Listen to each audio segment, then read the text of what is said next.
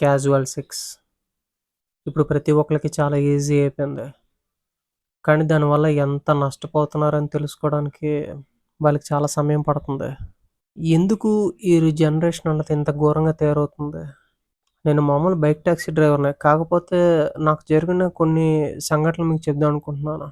నా మొఖాన్ని పూర్తిగా చూపించడం నాకిష్టం ఉండదు. అందుకనే ఏదో పిచ్చి పిచ్చి ప్రయత్నాలు.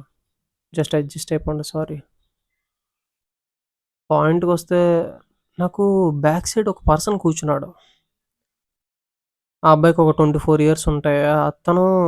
తన విషయం జరిగింది నాకు చెప్పడం నాకు ఒకసారిగా బాధ అనిపించింది.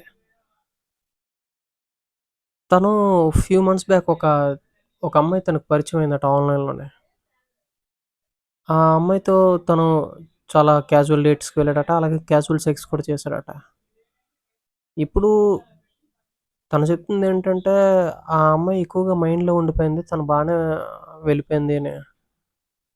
నిజంగా చెప్తున్నాను ఒక విషయం. ఒక అమ్మాయికైనా, ఒక అబ్బాయికైనా నార్మల్‌గా మనం చిన్నప్పుడు ఎప్పుడైనా కింద పడిపోయామనుకోండి, బండి మీద వెళ్తున్నప్పుడో, సైకిల్ తొక్కుతున్నప్పుడో ఎప్పుడైనా సంథింగ్ మనం కింద పడిపోయినప్పుడు దెబ్బ తగిలితే, మనం ఇప్పుడు కూడా ఆ దెబ్బను ఒక్కొక్కసారి గుర్తుపెట్టుకుంటాం. అరే! ఆ టైంలోనే అలా దెబ్బ తగిలింది కదా! అని.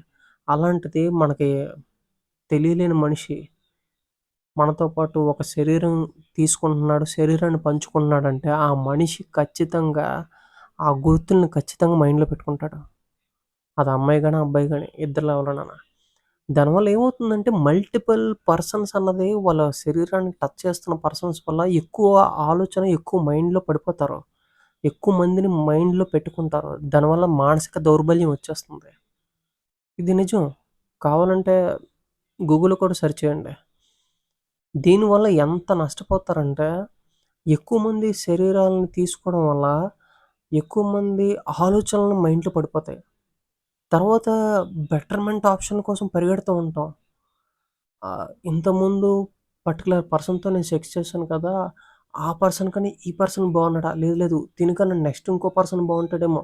అలాగా ఆల్మోస్ట్ ఆల్ ఎంచుకొని ఆ పర్సన్స్ మారిపోతూ ఉంటారు.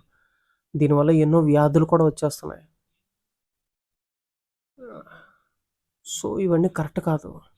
ఏదైనా చిన్న మొక్కగా ఉన్నప్పుడు ఈజీగా తీసేయొచ్చు. అది పెద్ద వృక్షంలా తయారైందంటే మైండ్‌లోనే కట్ చేయడం చాలా కష్టం.